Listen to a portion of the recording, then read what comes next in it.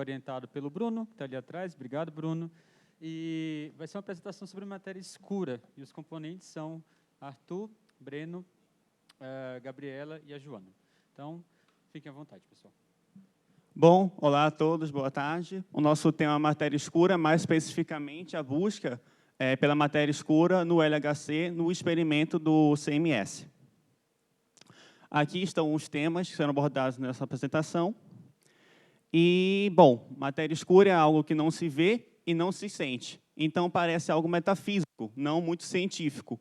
Porém, o que levou os cientistas do século passado a concluírem que a ciência de matéria escura é real e que o universo não pode ser diferente? É necessário que ela exista.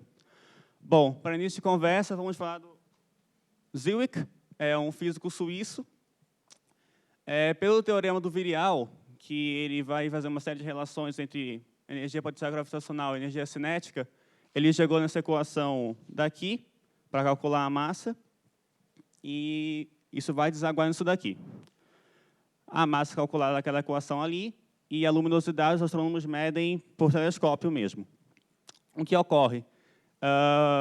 Quando você for fazer uma razão da massa do Sol pela luminosidade, por definição, isso aqui vai dar 1, e isso não vem. E o que acontece? Vai dar mais ou menos 5.000 e pouco watts por quilo do Sol. E, num caso ideal, esse eta aqui não existiria. Porque, para qualquer outro corpo, se você igualasse a sua massa, essa razão entre a massa e a luminosidade, deveria dar essa constante 1 aqui no caso. Só que qual é o problema? Como eu disse por definição, no Sol o eta seria igual a 1, ou seja, ele seria indiferente na equação. Mas se você, por que ele foi incluído, né? Se você ver em escala maior, corpos maiores, por exemplo, uma galáxia inteira, para que a igualdade seja válida, terá que colocar esse valor do eta como 40. Se for um barco de galáxias, 80, um aglomerado local, 160, e chegamos para o aglomerado 500. Ou seja, a simetria vai aumentando de acordo com o quão grande você está analisando o sistema. E, nesse caso daqui, o que quer dizer? Quer dizer que a matéria que tem no sistema tem parte que não emite luz, porque se emitisse, continuaria sendo 1. Talvez não tenha ficado muito claro com esse exemplo matemático, mas aqui fica muito mais intuitivo. Aqui é um bullet cluster. No caso, é uma colisão entre galáxias, e o que vai acontecer aqui? A galáxia é um corpo muito pouco denso. Então, se você tem uma galáxia vindo e outra então, no sentido contrário, elas se atravessam e continuam o movimento por inércia. Só que o que acontece? A matéria bariônica, por exemplo, tem essa lousa daqui. A minha mão atravessa a lousa porque os átomos da lousa interagem magneticamente com a minha mão e se repelem. Nesse caso daqui, a matéria ordinária, a matéria comum, que é que a gente vê, ficou concentrada no meio da colisão e as galáxias continuaram. O problema é o seguinte: até onde a gente sabe, a matéria gera gravidade. E, por causa disso, em teoria, o centro de gravidade deveria estar aqui. Só que, quando você faz uma análise, isso daqui é nível de relevo. Esse gráfico foi feito como nível de relevo, só que, no caso, em vez de medir a altura, a altitude de alguma coisa, está medindo a gravidade. Aqui são os centros de gravidade.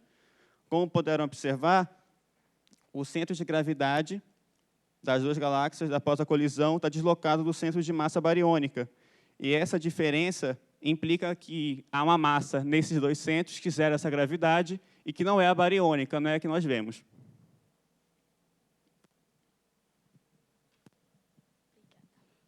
Oi, dá para ouvir?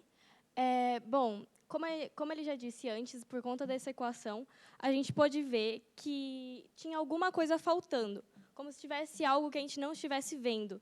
E a gente pode ver nessas equações também, eu não sei se eu vou conseguir apontar, a gente pode ver nisso aqui também que a constante da velocidade ela é constante ao raio, quando a gente faz o gráfico, e aqui, isso aqui seria dentro da galáxia, e aqui seria fora da galáxia.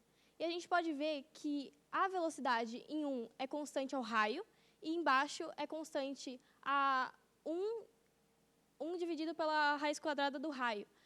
E nisso, quando a gente faz o gráfico, fica a gente pode fazer o gráfico e ele fica assim, como dentro da galáxia.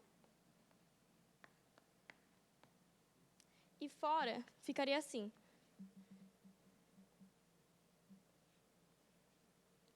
A gente pode ver aqui que ele fica constante. Aí a gente se pergunta, o que está acontecendo aqui para estar constante aqui, sendo que a gente esperava que ele fosse descer? Tem alguma coisa que a gente não está vendo que está influenciando nisso tudo. E aí, quando a gente pega para pensar, colocar isso de uma maneira mais fácil, você pode pensar, por exemplo, numa maçã. Se você pegar uma maçã e jogar ela para fora da galáxia, ela vai sair e você vai esperar o quê? Que ela vai sair da galáxia e ela vai diminuir a velocidade dela. Mas não é isso que acontece. E essa é a grande questão de que tem algo que a gente não sabe o que é. Mas, então, a partir das observações da Vera Rubin, vamos calcular, então, uma densidade de matéria escura para fora da galáxia. A gente pode fazer isso pensando com mecânica newtoniana. A gente sabe que a velocidade ao quadrado vai ser gm sobre r, onde m é a massa total. E como bem aqui está mostrado no slide anterior, a velocidade fora da galáxia ela é constante. Então, vamos chamar essa velocidade ao quadrado de a, uma certa constante. Essa massa a gente pode dizer que ela é a massa de dentro mais a massa de fora. Então, se a gente tem aqui uma galáxia, aqui está a matéria bariônica, o que a gente vê. E, então, por definição, aqui a região fora da galáxia não pode ter matéria visível, porque nós não estamos vendo. Então, vamos pensar que tem uma certa partícula, a velocidade dela é sempre constante, não importa se ela esteja orbitando aqui, aqui ou aqui. Mas, então, a gente pode escrever essa massa total, vamos pegar para essa partícula de dentro, que é a massa que está aqui dentro dessa linha pontilhada, como sendo a massa de dentro mais uma massa de fora. Claro, a massa de dentro permanece assim, e a de fora a gente pode escrever como, pensando numa integral, de Rzão, que é o tamanho, que é o raio da galáxia, até Rzinho, que é a posição da partícula. A gente pega aqui pensando numa casca esférica, duas cascas esféricas muito próximas, vão formar um voluminho, e a gente pode multiplicar esse volume pela densidade, que agora é função de R, e igualar isso com a massa que vem aqui dessa equação de cima. E fazendo isso, a gente vai ter essa integral de Rzão até Rzinho, só que a gente quer que ela seja, que a integral atue só em dr, e que seja uma constante aqui para fora, para que isso dê um fator, uma constante vezes o raio. Então, a gente precisa que essa densidade de R seja da forma 1 sobre R2, justamente para esse R2 daqui cancelar o de cima e a equação funcionar, pensando que a velocidade fora é uma constante, como no slide anterior. Ok. Então, tendo a gente descoberto que existe alguma matéria lá que a gente não enxerga, a pergunta óbvia é: o que é isso? Que matéria é essa? Existem várias hipóteses para poder preencher esse vazio nas medições de massa e de luminosidade, ou de velocidade. Vários modelos para matéria escura. Aqui a gente vai considerar a matéria escura como uma partícula que se conecta ao modelo padrão. Então, para a gente poder entender sobre essa nova partícula, obviamente a gente precisa entender sobre as partículas que a gente já conhece e principalmente sobre como elas interagem. Então, essa aqui é a tabela periódica da física de partículas, que são todas as partículas elementares que a gente conhece. Daqui para lá, a gente tem os férmions, que compõem a matéria comum, e daqui para cá são os bósons, que são responsáveis por mediar as forças. É por meio dos bósons, cuspindo os bósons, que os férmions interagem. E bósons também interagem entre si. Então, o bóson da força forte, Está aqui, ó. O gluon, ele interage com todas as partículas que têm cor, que são os quarks, e ele mesmo. Os bósons da força fraca, são o W e o Z, eles interagem com todos os férmions, e mais com eles mesmos, e mais com o fóton, e, bom, com Higgs também. Os bósons o bóson da força eletromagnética, que é o fóton, ele interage com todas as partículas carregadas eletricamente, que é todo mundo menos os neutrinos, que são esses aqui, cadê? Aqui, ó. E os bósons que não são o W. E a gente também tem o Higgs, que ele fica sempre isolado. Ele é responsável por fazer com que essas partículas aqui tenham massa. Então, todo mundo que tem massa interage com ele. E, até onde a gente sabe, até onde a gente conseguiu detectar, a matéria escura não interage com nada disso aqui. Bom, então, a gente não tem como fazer com que qualquer uma dessas partículas aqui decaia em matéria escura. Mas a gente precisa prestar atenção nessas partículas aqui, os neutrinos, porque eles também interagem muito pouco, eles só interagem por força fraca. Então, quando a gente vai analisar os nossos dados, eles são um fundo muito irritante, porque a assinatura deles nos experimentos é igualzinha à assinatura de matéria escura. Então, você pode pensar que apareceu matéria escura lá, mas, na verdade, era só um neutrino. E quando a gente chegar nisso, vai dar para entender um pouco melhor o que a gente está falando. Ok. Bom, dito isto, o que acontece agora? Como nós vamos conseguir detectar, como nós pretendemos conseguir detectar partículas de matéria escura no CMS?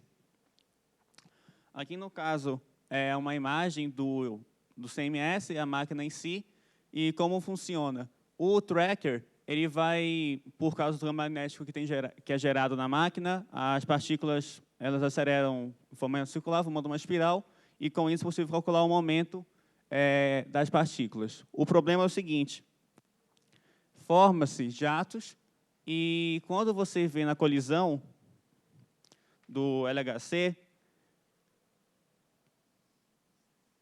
os prótons vêm, colidem, e qual que é o problema? Se você traçasse um plano nessa colisão, que vem assim, você vira, forma um plano XY.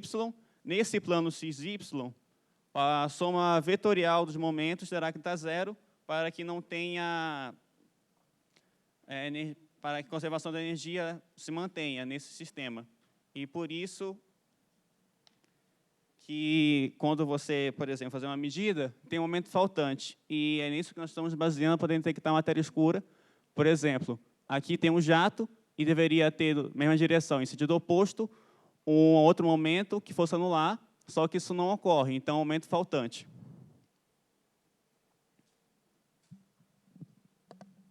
Um parâmetro muito importante para a nossa análise computacional, que virá a seguir, é o eta. O eta é chamado de pseudo-rapidez, e ele é dado por menos o log da tangente de θ sobre 2, onde esse θ é uma coordenada que a gente usa bastante. Então, se aqui é o eixo Z, onde ocorre a colisão próton-próton, o θ é uma coordenada assim. Então, como a gente pode ver na imagem acima, o detector ele só consegue fazer uma boa leitura de eta menor do que 2.5. Então, na nossa análise computacional, nós vamos cortar dados com eta maior que 2.4, justamente para a nossa leitura ficar clara, para a gente não se enganar com um evento que não sirva para a nossa análise. Mas então tá. O nosso grande problema é explicar o momento faltante. E um jeito de fazer isso é justamente com matéria escura. Então, a gente pensa nessas novas duas partículas, que é o Xi, que seria um férmio de matéria escura. Então, ele tem spin meio, ele tem carga zero justamente porque a matéria escura não interage eletromagneticamente, e a massa dele a gente não sabe, e nós simulamos alguns valores de massa para plotar no gráfico. E também a gente precisa pensar nesse Z', que seria um novo mediador, uma quinta força. E a gente pensa nele como um bóson vetorial, então spin 1, carga zero, pensando numa analogia com o bóson Z, e a massa a gente também não sabe.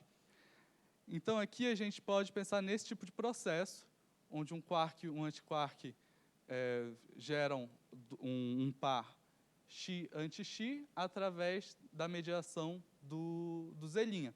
Isso explica o momento faltante muito bem, porque nós não detectaríamos o Xi no CMS, mas esses outros dois processos de modelo padrão explicam perfeitamente o momento faltante no nosso detector. São os processos do bóson W e do bóson Z.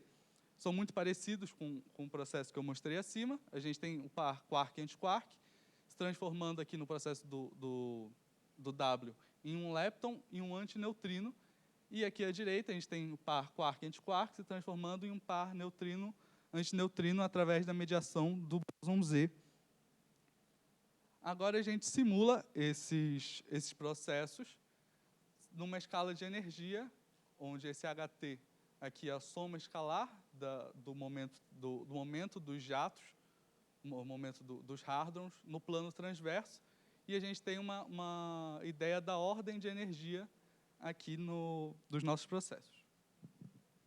Ok, então essa aqui é uma simulação dos dados de W, segundo o modelo padrão, e isso aqui é basicamente todo o ruído que vai ter no nosso experimento, todo o fundo. Então, são todas as coisas que parecem matéria escura, mas que não são. São processos normais do bóson W previstos pelo modelo padrão. Então, a gente vê aqui que quanto maior a energia, mais perto do roxo é a cor, tipo no espectro eletromagnético. Mas esses processos do W, eles estão cheios de dados que a gente tem como saber que não são matéria escura ou dados que são imprecisos. Então, por exemplo, se você for olhar esse decaimento aqui, esse processo do W, ele é um W que decai em um lepton e um antineutrino. Esse antineutrino aqui a gente vai detectar como momento faltante. Só que a presença desse lepton aqui dedura que ele é um antineutrino, porque não tem como um W decair em um antineutrino e uma matéria escura, ou em um lepton e uma matéria escura.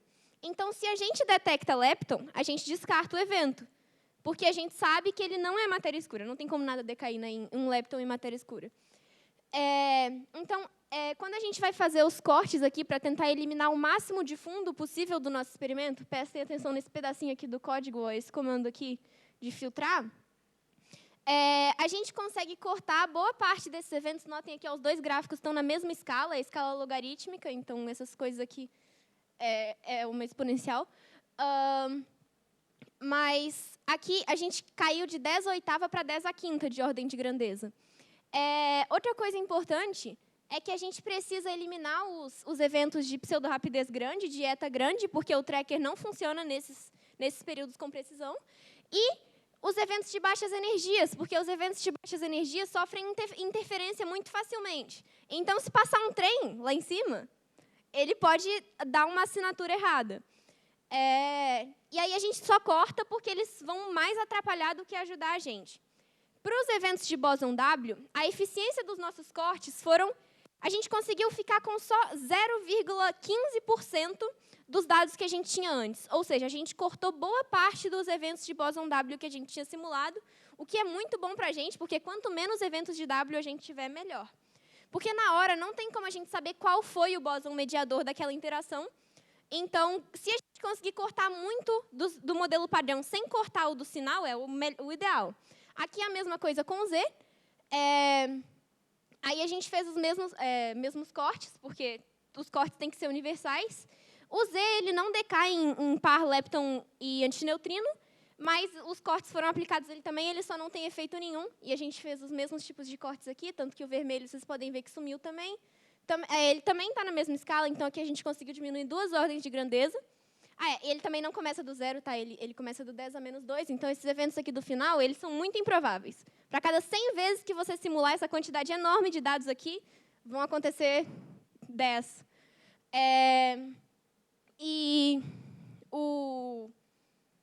Calma. Tá, é isso. Agora a gente pode fazer uma simulação contendo todos os dados de W, todos os dados de Z e todos os dados de simulação de matéria escura, para a gente ver como é que a gente consegue eliminar o máximo de fundo sem eliminar a matéria escura. A eficiência dos cortes no Z foi de 1%, então a gente eliminou 99% dos sinais de Z. E esse aqui é o nosso gráfico completo. Ele também está em escala logarítmica, então parece que tem muito mais Z do que W, mas aqui, na verdade, a gente tem mais W do que Z. Seria que nem você falar que uma folha de papel é maior que uma mesa, porque você mediu a folha de papel em milímetros quadrados e a mesa em quilômetros quadrados. Então, aqui a gente tem mais eventos de bóson W. E a eficiência dos cortes, a gente tem aqui essas três coisas aqui, são massas simuladas para a matéria escura e para o mediador, para o Xi e para o Z'. Aqui está como Φ, mas... e aí, aqui é massa simulada para 1 GeV de massa, enfim, vocês conseguem ler aí. E aí, para esse primeiro caso aqui, a gente ficou com 2,5% dos dados, para esse segundo foram 35% e para esse terceiro 25%. Então, você pode pensar que a gente perdeu um monte de sinal. Só que se vocês forem comparar com o que a gente tinha antes de ruído, é melhor a gente ter usado esse filtro, porque a gente conseguiu diminuir a razão entre o filtro, entre o fundo e o sinal. E a terceira coisa que é bom falar é que não tem toda essa quantidade de eventos de matéria escura, tá? A gente não detectou 1000 eventos de matéria escura. É porque aqui ela está simulada com uma seção de choque de 1 picobarn. Seção de choque é uma unidade diária, mas é para você simular, é para você calcular qual é a probabilidade da interação acontecer. Então, é tipo, é mais provável você acertar 2 bolas de praia do que 2 bolinhas de gude uma na outra. E 1 picobarn é muito mais do que a seção de choque da matéria escura, só que a gente simula tão alto assim que é para a gente poder comparar para ver em qual pedaço de energia é mais vantajoso para a gente realizar esses experimentos. Vocês podem ver que aqui, a baixas energias, a razão entre a quantidade de eventos do modelo padrão e a quantidade de eventos de matéria escura é muito maior do que a altas energias. Então, para cada evento de modelo padrão aqui, a gente vai ter muito menos de matéria escura do que aqui. Então, aqui é uma região muito mais interessante para a gente trabalhar. E essa aqui foi a conclusão do nosso trabalho. Todos os gráficos foi a gente que fez, mas esse aí é o final, com a síntese de tudo. E essas são as nossas referências. É isso.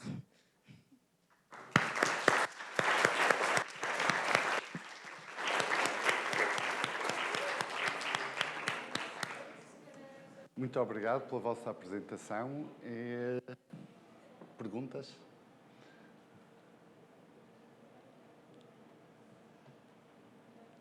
Isabela? Queria que você voltasse nesse gráfico que você acabou de falar.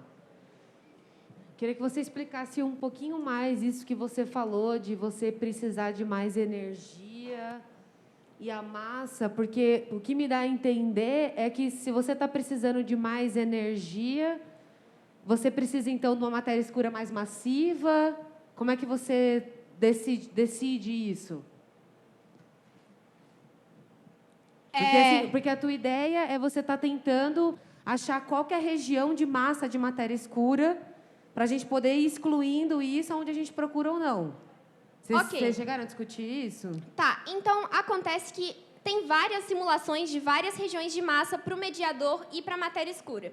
E à medida que a gente vai conseguindo testar alguns deles, a gente pode ir cortando algumas hipóteses. Mas esse não é o nosso objetivo aqui. O nosso objetivo aqui é encontrar para que região de HT, na verdade, para que região de quantidade de momento faltante a gente consegue ter mais eventos de matéria escura para menos eventos do modelo padrão. Então, aqui a gente não está tentando ver em quais energias, quais massas são melhores, mas sim em quais energias a gente tem menos eventos do modelo padrão para mais eventos de matéria escura. Tá, entendi. Mas então você não considera que, por exemplo, 1 GeV é uma boa massa para matéria escura? Não, aqui não. Mesmo você olhando a região que é 1 GeV?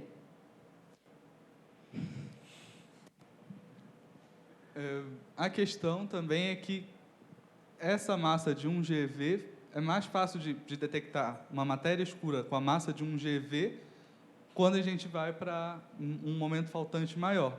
Então, seria interessante analisar dados de momento faltante maior para encontrar massas dessa ordem. A gente não sabe qual seria a massa.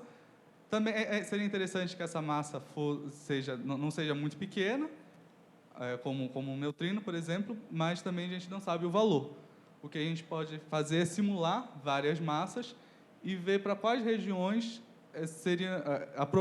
é maior a probabilidade de encontrar matéria escura com essa massa. Boa. Então, a diferença é justamente aquele gapzinho entre os eventos de modelo padrão. Só que, na verdade, todas as linhas de massa estão bem mais para baixo do que aí no gráfico, porque a gente botou uma seção de choque na mão, que é muito maior do que o esperado. Mas a análise permanece a mesma, a conclusão permanece a mesma, de que massas maiores são interessantes de serem detectadas em regiões de momento faltante maior. E também tem a escala logarítmica, então isso também é importante para ver coisas pequenas e grandes na mesma página. Mais alguma Obrigada e parabéns pela apresentação. Eu esqueci de falar no começo. Obrigado. Mais alguma pergunta? Ali. Olá, primeiramente parabéns pela apresentação, foi muito boa. E a minha pergunta é mais uma curiosidade mesmo, por eu não ser da área, né? Se eu entendi correto, vocês estão supondo a existência de mesons que eles estão medindo um novo tipo de força, não é isso? E essa força, e esse meson, ele é de matéria escura. Aí a minha pergunta é mais, que tipo de força seria essa? Seria uma força que só interage, de interação entre só matéria escura, ou com a massa normal, ou não faz sentido essa pergunta? Ótima pergunta. O que a gente se baseia, aqui no, por exemplo, uma motivação talvez para isso, a gente tem um processo quark-quark dando o Z', na verdade dando X bar e o anti-X, e mediado pelo Z'. Então, existe uma interação do Z' com o quark.